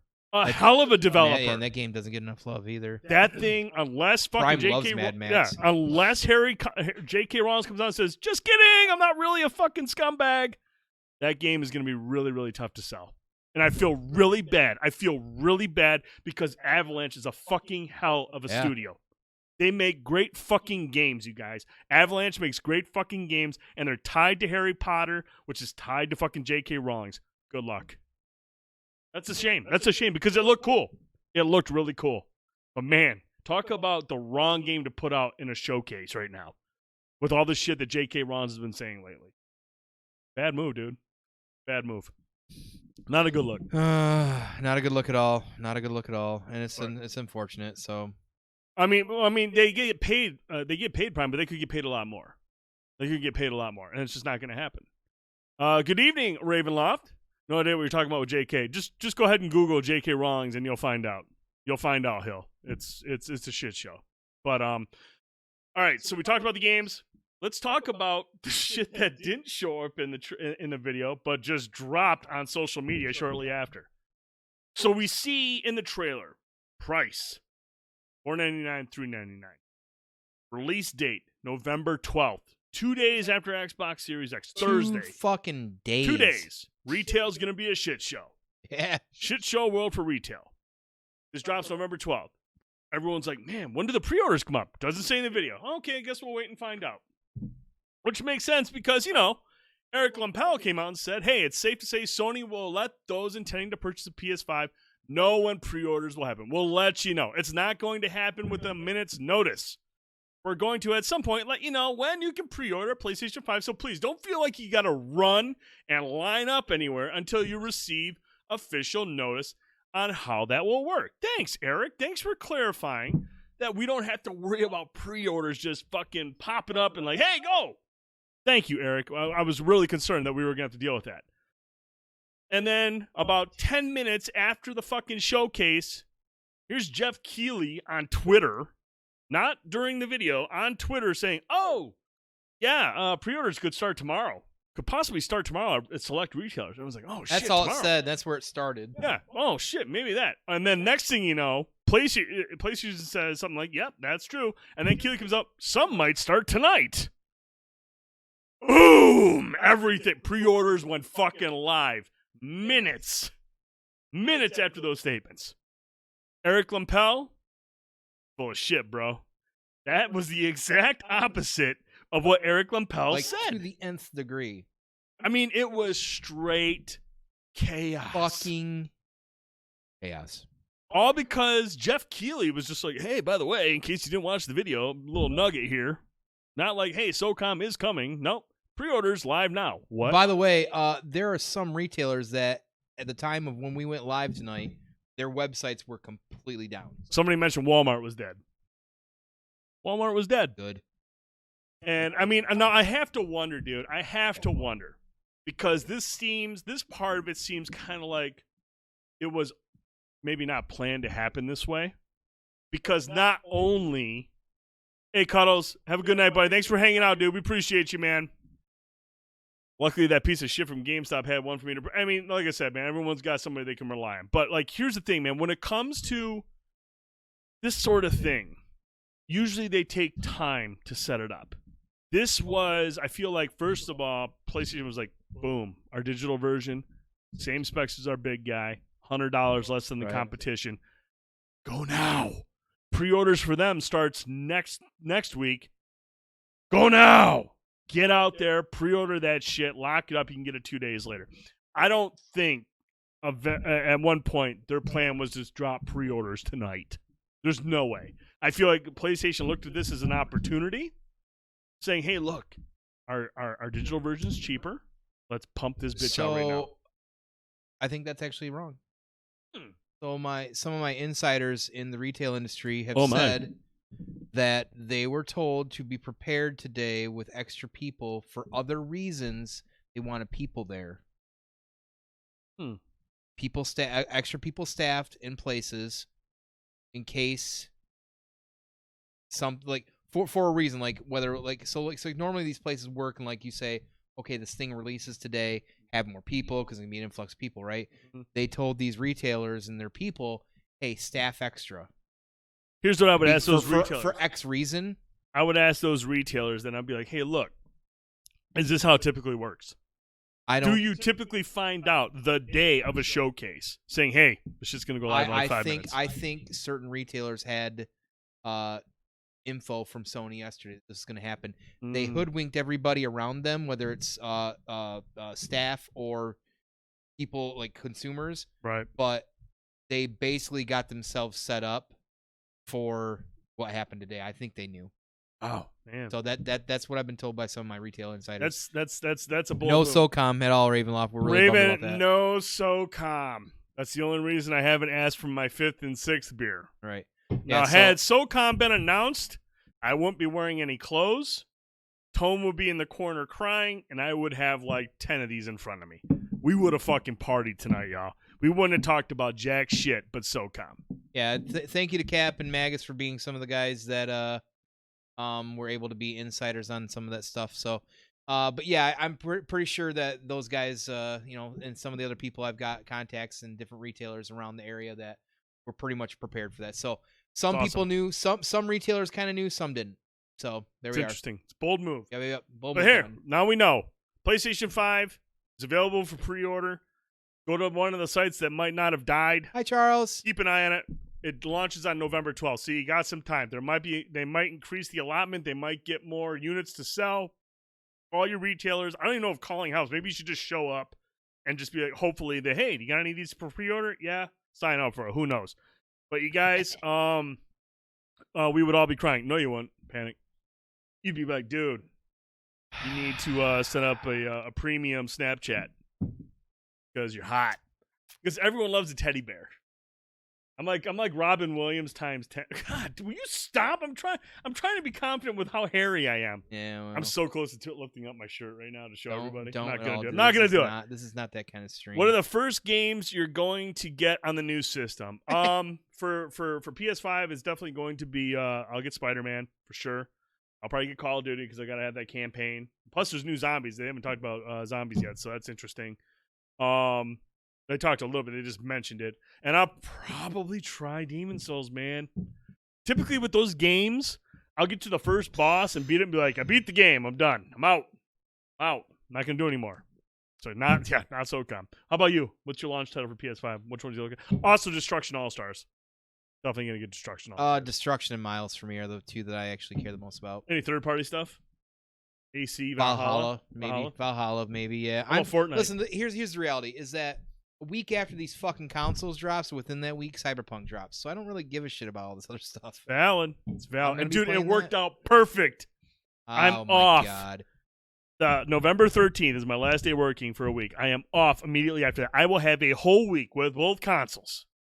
Do whatever the fuck I please. And then the following week, Thanksgiving week, 3 days of work, more gaming. Can't wait. I can't wait.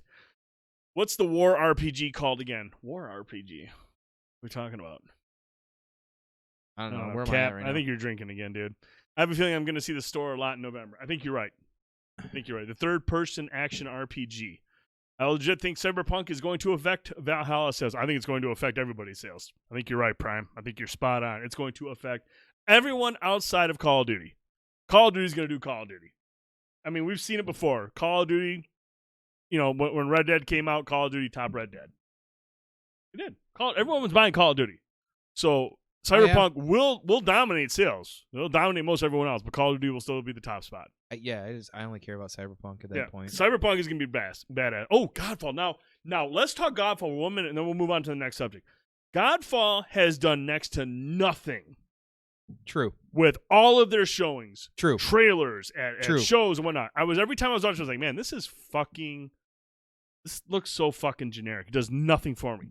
And finally, they released a trailer this week. That was pretty fucking dope. The combat looked fucking dope. For the first time, it looked really, really good. It looked really, really good. I'm interested in Godfall now. Slightly. Because I know Marvel's Avengers is going to get a PS5 and an Xbox Series X upgrade. I'm loving that game way too much to worry about anything like that. It's going to be dope, man. Yeah. I'm really dope. But obviously Cyberpunk is the big one that week after. That's the big thing that I'm worried about right now. It's not the big thing you're worried about, you pervert. All right. Enough PlayStation 5. Let's move on to some Lovecraft Country. Lovecraft Country. Now, the last time we talked about Lovecraft Country, we talked about episode 2, which we felt needed another 30, 40 minutes of stuff. But then episode 3, a haunted house episode, pretty dope. That was really cool. It was very cool. A really, really strong episode. It was a vast improvement over the second one, and probably pretty much in line with the first one. It was really, really good. Good story, good scares, good gore. It had a good mixture of everything. Dope. Now we have to talk about 4 and 5. And 4 was basically an hour version of Indiana Jones and Goonies. It was awesome. It was really good. It was really good. And like I told you, though, truth be told, that was very Lovecraftian. Very Lovecraftian. That was like, even though it like seems like it's these other things in some form of shade of, that's still very Lovecraftian. That was very especially fun. the character they meet and where they meet her underwater. Yeah. I mean, like that was Lovecraft. Water's always a big theme in Lovecraft stuff you'll find, but that was a very, very fun episode. I really enjoyed that. So 5 though. 5 now. 5 is, in my opinion, the best episode we've seen. Really? Yeah, I think it's the best episode I've watched. Simply because, and again, we won't get into spoilers. You know what I think we should do is do a spoiler cast of this series once it's done. Let everyone get caught up and watch it, and we can really talk about. I'm down for that. The story tropes and everything that's explored. But episode 5 explored some deep themes that we have not touched on in the first 4 episodes. There is a lot of stuff that they really hit on, and it's awesome because as good as Jonathan Majors is and Journey Smollett is, we got to see some acting chops from, and their names escape me, from the characters of Ruby and Montrose. You know, we got Atticus's dad, Montrose. Ruby is Letitia's sister, and they're the focus on this episode. And, dude, I'm telling you right now, this is one of the best episodes, if not the best episode we've seen so far, simply because the complex nature of these characters. Specifically, Montrose. But, man, Ruby's arc, when they really kind of get to a certain point where they explain why she's able to have the ability to do what she's doing and how she kind of gets firsthand glimpse of what it's like on the other side, we'll just say that it's really interesting. Being that the show is kind of a backdrop during the Jim Crow era, yes, which makes this series okay. So you're working in a mythos that's very, very psychological, very horror, cosmic horror, a lot of things going on, right? Yep. And then you're putting it into a Jim Crow era as well. Really, a lot of perspective for sure. Oh, if you need some fucking perspective in life, it's gonna wake you up a little bit, and it's good for you. But it makes for even extra complex storytelling. Oh yeah. And there's a tribute that you do to, like, you're already talking about these characters and these actors and actresses that are really, really, really like diving deep into everything they're dealing with, and it's so like surreal sometimes. Mm-hmm. Like you say, like each character deals with very honest big issues that we're dealing with right now, honestly, to a lot of degree. Yep. And it really, really, it's refreshing to have that kind of perspective in storytelling because some of us have learned a lot over the last few months, just generally, I feel like. Yes, absolutely. So having this almost as like a supplement in a way, because you got Jordan Peele involved as well too. Mm-hmm. It really, I get really refreshing is the word I can go back to it because there's so much going on anyways. Yep. A lot of things that you see in any mythos or any series, there's a lot of things that happen that are just kind of something you would expect. Mm-hmm. This show definitely seems like every episode, whether it's too much packed into one, far as the story arc in or whatever. And this one felt like almost like a separate entity from the other ones to a large degree, but it really kind of checked your head on it. Yep. And it's quite an episode. It's a gory episode. There's a lot of gore. There's a lot of gore, which and honestly the effects and the gore was very fucking awesome. Yep. But it definitely kind of stands itself alone from some of the other episodes.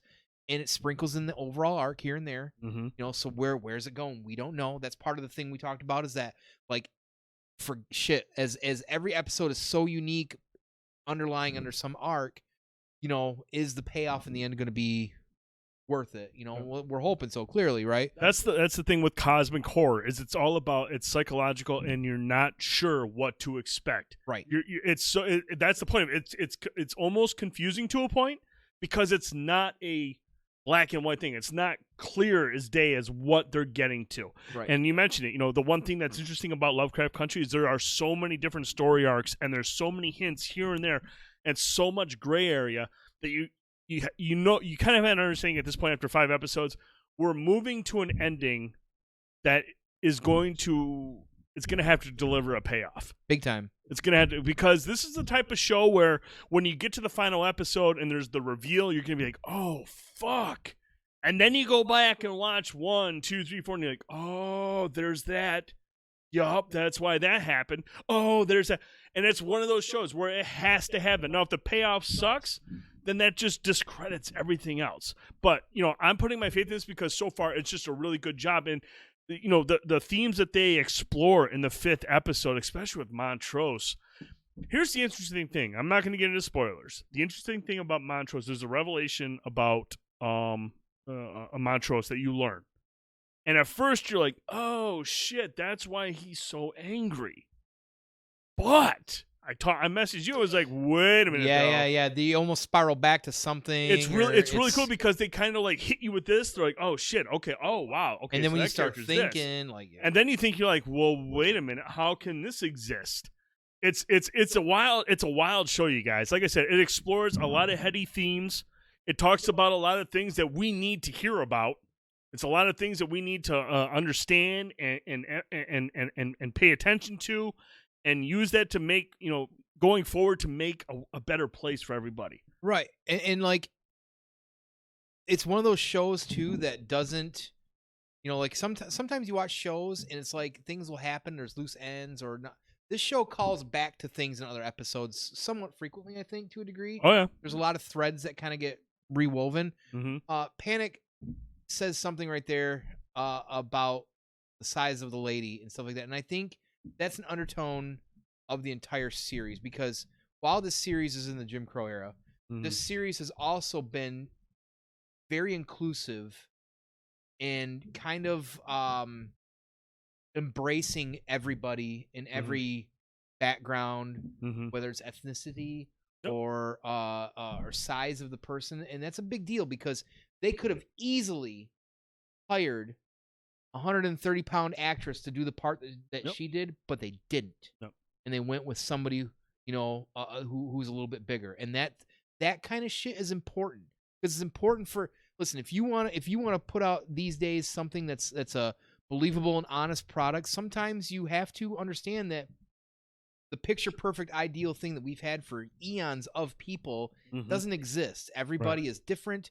Everybody is shaped different. Everybody believes different. So Lovecraft Country, well, I think is showing a lot of big lessons, and some people might not see that, and some will see it, but it's important because it's doing it, and not a lot of things are still doing it. We're moving forward in some ways, and this show, I think, compared to a lot of others, is moving in strides, and that's like, yes, yes, it's amazing. It's amazing. There's a great story that it's very like adventurous.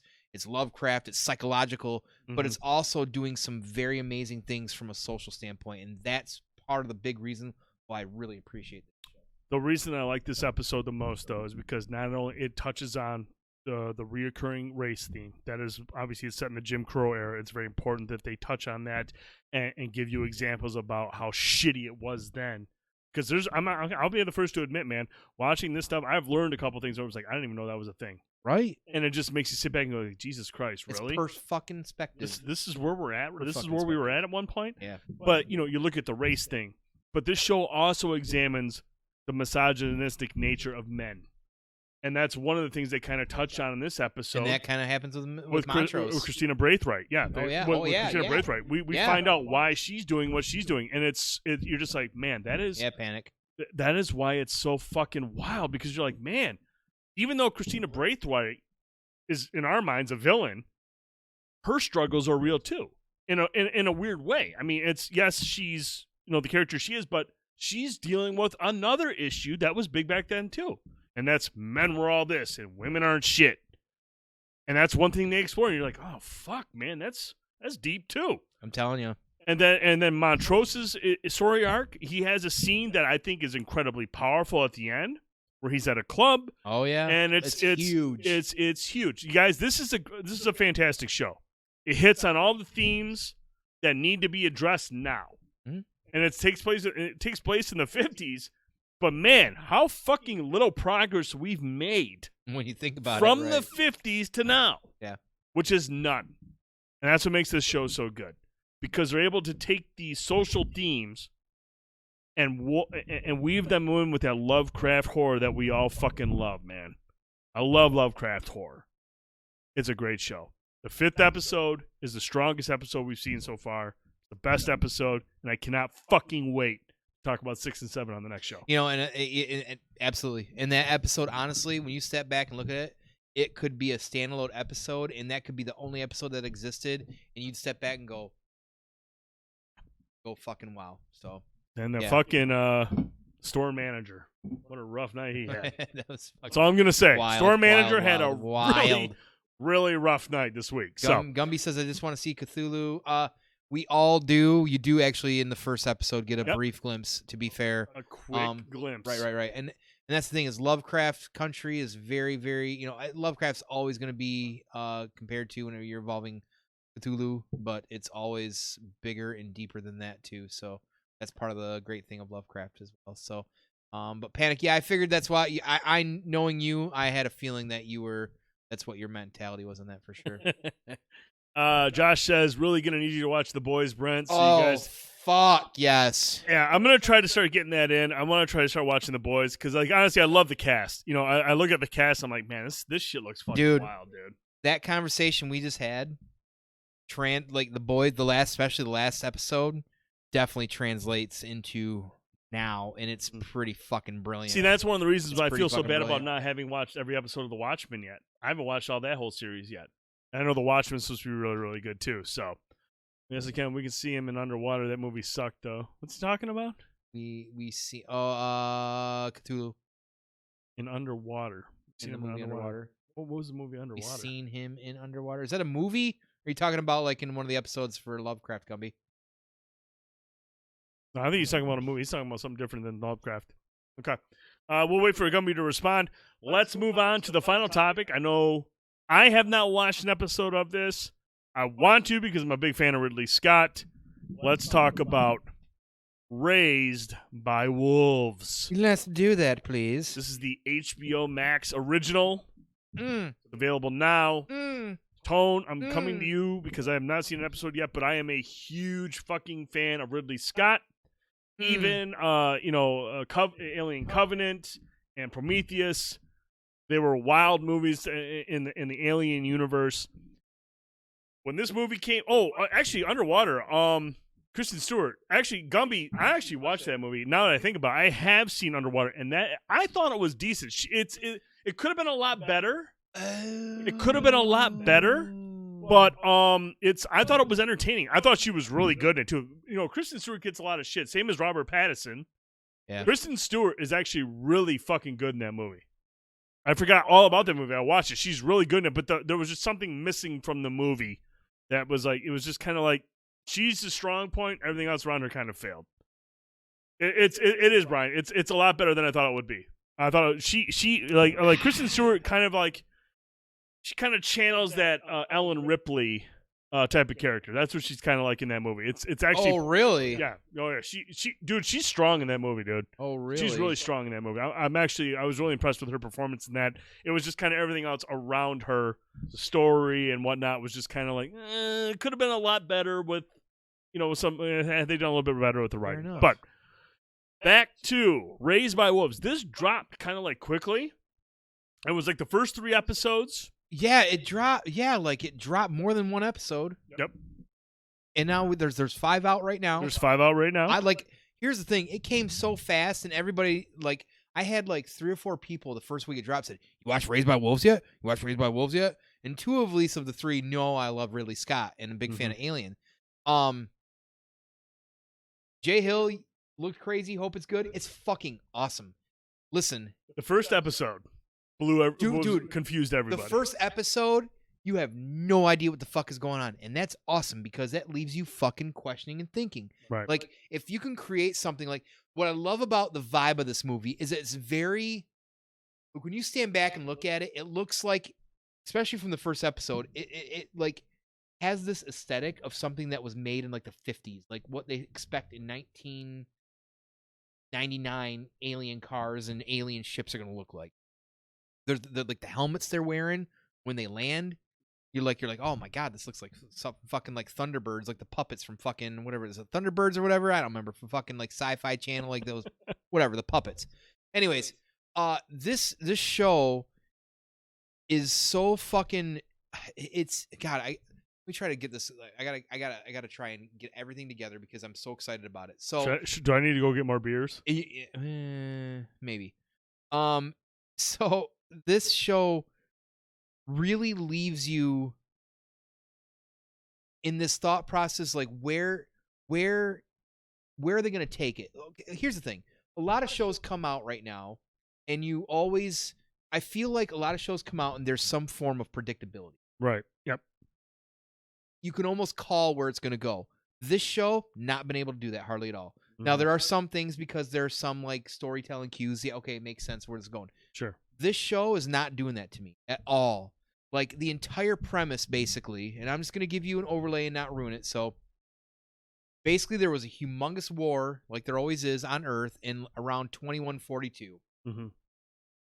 One side was losing really bad, and both sides have fundamental thought processes on, like, life and religion, we'll say. Okay, just whatever. Sure. The side losing sends out, basically, a survivorship to say, our side of this race, like the human race as a whole, our side is about to be gone and dead. We're losing. I'm going to send you to this planet, Kepler 22, and you are going to recreate and start over from our viewpoint. Mm-hmm. Here are children, whatever, etc. You're going to start over. And you get there, and that's literally like where you start in. You start in, and it's like, what makes it so confusing is like there's no background story to what's going on. Like normally in a movie or something, you see that first, right? So what's going on, places the table, and whatnot. right? And it does some time jumping, but it's not like the kind of time jumping where you feel like, man, it's ruining the story. Mm-hmm. You're getting perspective. You're going, oh shit. So like, would you say, not yes. to cut you off? Yes. Would you say the time jumping is just as effective as it is in The Last of Us 2, where it gives you different perspectives? Absolutely. Absolutely. It makes in that sense, it makes good for good storytelling, because while if you didn't do the time jumping, it would make for a good story. You're like, oh, that's really cool, but it would have less shock appeal, right? When you're learning the stuff from perspectives of other, not necessarily of other characters. So they get to this planet, and they're trying to survive. Mm-hmm. And you start learning, like, man, this is weird. Like, it, like, aesthetically, like the color of everything, the palette's very gray. Mm-hmm. It's very like kind of like sad thing, and it's for everything. And they're trying to figure out how they're going to survive. They start rebuilding kind of a civilization. They've got to deal with the nuances of like what it's like being on an alien planet and where they're coming from. Mm-hmm. And every episode, like, things like bad things are happening. There's bad stuff happening. Every time forward, bad stuff. Bad stuff, bad stuff. Oh, here's something good. Here's something bad. And then, oh shit. Oh, that's really bad. And then all of a sudden, wait, that's not as bad as I thought. Oh, because it's not what I thought. Right. So it's going to be a thinking movie. It's going to be a thinking show. A show that's like, it doesn't give you all the answers right away. You're going to really have to piece stuff together. Maybe, and you don't need, but the thing is, you don't really need to try to either. Like, you just need to enjoy it for what it is. Like, listen, Prometheus, when it first came out, as a Ridley Scott fan and a huge Alien fan, when Prometheus came out, like, somebody asked me, is it weirder than Prometheus? I don't know if that was you or somebody asked me, because the beginning of Prometheus was fucking weird. Yeah, it was really weird. It was really weird and hard to understand. You almost had to, like, kind of read up on it. Especially considering it's the Alien universe. Right. Well, originally, and that's a whole other tunnel to go down, but Ridley Scott wasn't really trying to connect the two. It was in the same universe, but not connected. Right. And then fans wanted it connected, so he connected it with Covenant. Right. But when they say, is it weirder than Prometheus? Yup. Really? It's very much weirder than Prometheus, but that's fine. Okay. Like, Prometheus is but that was when I was 2 or 3 episodes in. Now when I say and look back, and now you've gotten that time jump and you've gotten some perspective, is it as weird? I'd have to revisit that thought process. Mm-hmm. But I'm telling everybody right now, like, I love sci-fi. I love weird sci-fi. Mm-hmm. I love unconventional sci-fi. There's a lot of, like, themes in this that are very reminiscent of other mythos, but overall, the way the story's being told and how it's coming down and how it's being pieced together is not. And that's why I'm enjoying it so much. Yes. See, and that gets me pumped up. I mean, Josh, I like what Josh says. Sounds like I'm going to get really high and watch it. Yes. Okay. Right. Yeah. This sounds like the type of show, kind of like Color Out of Space. You come downstairs, you turn all the lights off, you shut the door, don't fucking bother me. Right. I'm going to watch these shows. You need to invest. Right. And really pay attention and listen to things and take and interpret things, and that sounds like right up my alley. It's a fucking goddamn piece of art. That's what this is. It's a really neat take just generally on sci-fi and stories that have come out similar. It's a very, very cool take on that. I fucking absolutely love it. It's definitely like, as much as I love Watchmen and Lovecraft Country, it has already shot up to some of my favorite stuff that I've viewed this year when it comes to a TV series. Oh, hands down. And that's 5 episodes. Okay. Is it a total of 5 or is there more? Total of 5 right now. If they're coming out. Oh, is the 5th episode the final of the season? I don't know. That's just it. Like, that's the funny thing. Because this came out, and I started watching this late last week. It came out, and all of a sudden people are like, "Are you watching it?" I'm like, "Oh, fine. I'll fucking start watching it." So many people keep asking me about it. And I'm like, "Oh, God, I got to watch more." And there's 5 episodes. I don't know when. I haven't saw when more are coming out. Okay. I don't know. Is it going to be a weekly release or no? Exactly. I don't know because I just haven't had that time in life to figure that out, but I can't get enough of it. Is it Twin Peaks weird? I would say that it does have some Twin Peaks weird. It's a very weird and uncomfortable sci-fi film in things that they do, and because Ridley directed. I don't know if he had a lot of hand in writing it or whatever, but there's some weird shit in it. Okay. There's a lot of weird stuff going on. So okay. Ladies and gentlemen, a man that needs no introduction, but he's gonna get one. The Mocha Skin Manimal. The Mocha Skin Manimal, your current reigning X Division champion, Rohit Raju, aka in the chat right now, Raju Zane, number 80, is in the chat. Hey, and we talked about it earlier, Raju. Seriously, man, thank you so fucking much for cutting that promo. Yeah, we appreciate that, It was bro. fucking epic. It was awesome. We appreciate you. We love you. And, dude, we were talking about before the show with Star Wars Squadrons coming out the week, that Friday after our next show. Once Squadrons is out, bro, we got to get you up here. We got to get you back on the show. We got to talk about Star Wars Squadrons. Yes. We got to get you here. I know you're busy. I know you're celebrating. I know you're walking around with your belt, telling Chris Bay, TJP, and everyone else, hey, get in line. You got to earn the chance. Yeah, these spin these motherfuckers. They can keep, fighting it out to get that contention for that fucking belt. Fuck 'em. Truth be told, I like all those guys, though. But yeah, man, we want to get you back on here, dude. We want to get your thoughts on Star Wars Squadrons. We want to get your thoughts on everything else that's going on in the world of wrestling. We know you're enjoying your success. You've done a great job. You've earned that belt, and I can't wait to see you defend that belt. Yeah. And we appreciate, again, the promo, bro. We really appreciate you, dude. So thank you very much for that. Before we go, I think that's the last we want to talk about Raise the Wolves for now, because I got to watch it. Yes, I do want to just say Cap makes a good point, and we'll leave it at that. Get up to Cap. Seems like an old sci-fi story shot with a modern tech. Definitely kind of an old sci-fi story and like a story of the ages to some degree. Mm-hmm. But has a very it's weird. It's like it's got this retro-y, old school but modern look and tech to it. I'm telling you got to watch it. Okay, that's good, Cap. I like that. I'm gonna get it in. I'm definitely gonna get it in. But Raji, you came for the right time, bro. That's going to do it for Raised by the Wolves. But ladies and gentlemen, one more time. Let's watch it one more time. Wow, the man is here. Look at this guy. Look at this guy. And I'm here to tell you about 2 good friends of mine, the Dude79, Fanboytone. They are the hosts of one of Twitch's best shows, Banter and Babble. They talk about movies. They talk about games. They talk about entertainment. They talk about wrestling. All things pop culture. All things nerddom. You can catch up on their past shows, Spotify, iTunes, YouTube, or you can watch them live on Twitch. That's twitch.tv/Banter and Babble. And sometimes they have a sexy guest or two on there. Here we go. He's always sexier Looking than at me. the champ, that's Not right, true. I've been on there. I have graced their presence, just like I'm gracing yours right now. And hell, who doesn't believe a guy that looks like this? Who doesn't believe the reigning X Division champion? Because I am the George Jackin, Tuesday Night Impact, and his mother called him son because he shines like one mocha-skinned mammal, reigning Impact Wrestling X Division champion, Rohit Raju. So make sure you go check out my boys at Banter and Babble. The only thing you could have had in there that would have actually made it perfect, because that's pretty okay, like 99%. But had he said almond eating, muscle milk drinking, would have been a little bit better. But Now the only critique. that's all you got. The only You got a critique. critique? The next time you Photoshop your head on my body, let me know. Okay, that's all I'm asking. Send me an fucking email. Christ. I won't tell anybody. I just wasn't prepared to see that. Okay, it caught me off guard. Caught his wife off guard too. Next time you use this bod, I lay out all day, man. I mow the lawn without a shirt on. That's what I do. Right. All right, last thing we want to talk about, something Last that dropped this week, something that got everybody fucking hyped. I know Rohit's going to want to talk about it. I know you're going to want to talk about it. Yep. So, hey.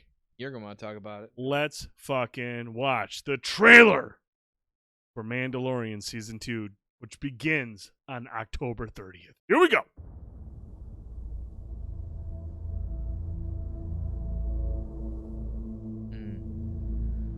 You like that shot right there? This is the scene. Shot.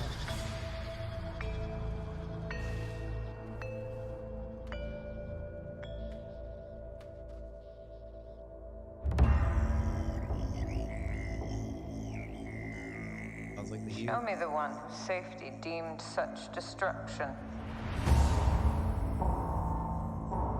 You must reunite it with its own kind. Where? This you must determine.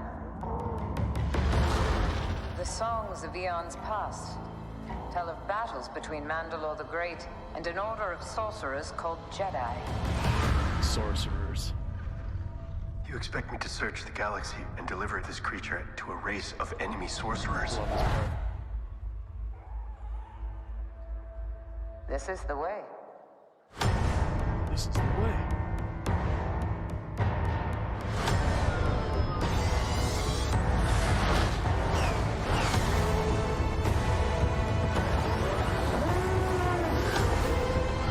You know this is no place for a child.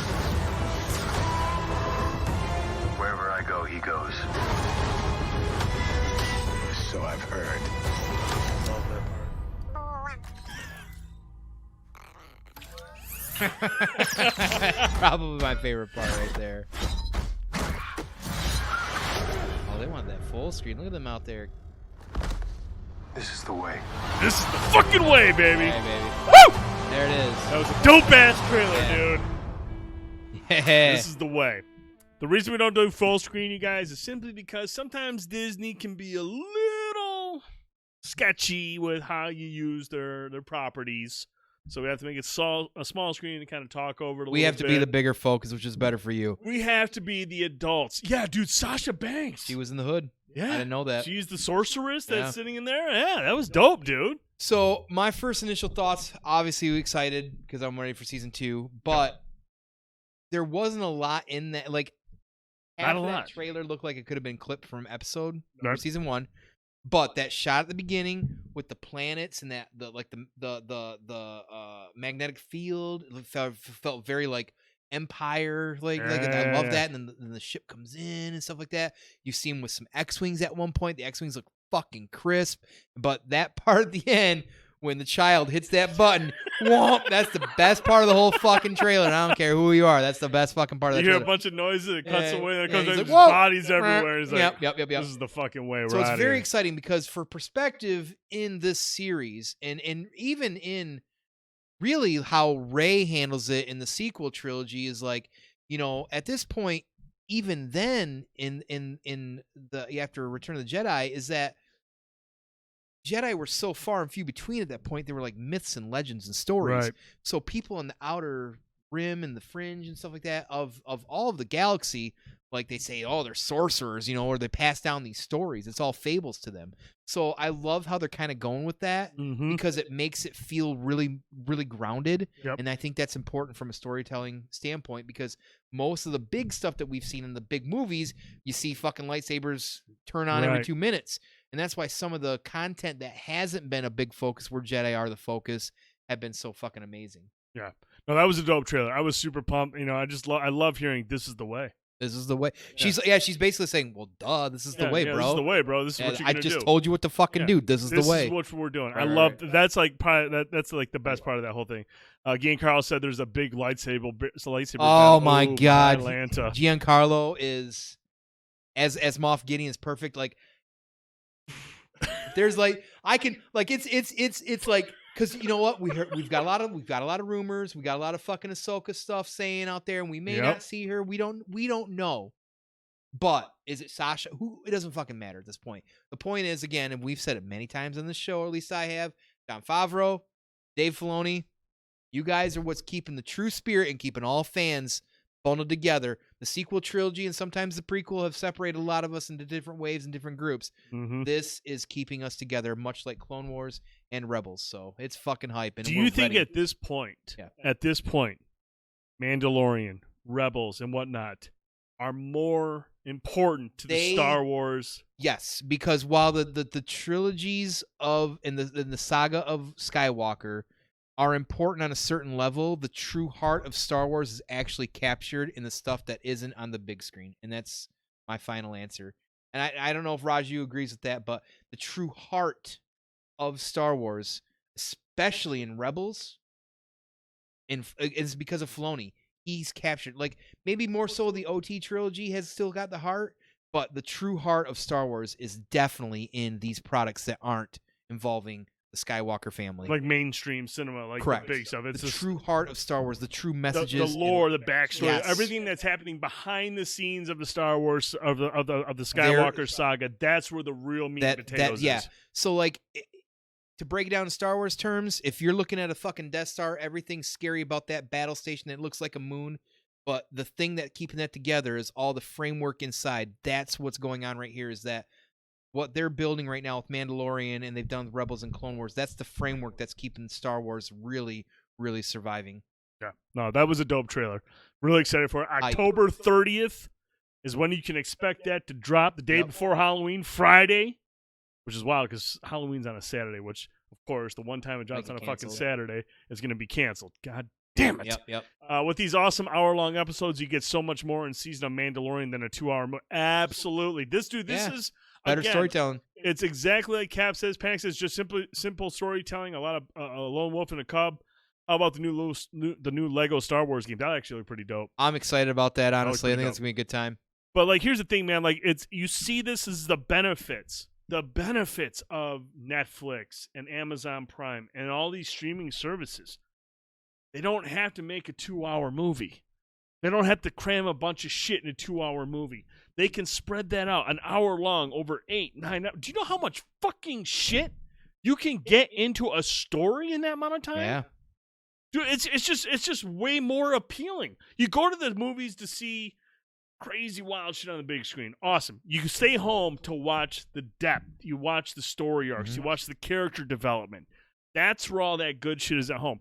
Dude, that's one of the main reasons I'm super fucking stoked for an Uncharted series. Because, I love playing the game. Or, I'm sorry, The Last of Us. The Last of Us series. I want to see that because, man, they're going to explore a story that I already think is fucking amazing. And you're going to explore it in an episodic way. Yeah, deeper. Dive even deeper. Dope. Character development, there it is. Character development is what gives it so much more heart. Yep. It gives you more to invest in as a viewer. And it makes those tough decisions down the line more impactful. Whether they die or they give in to the dark side or whatever.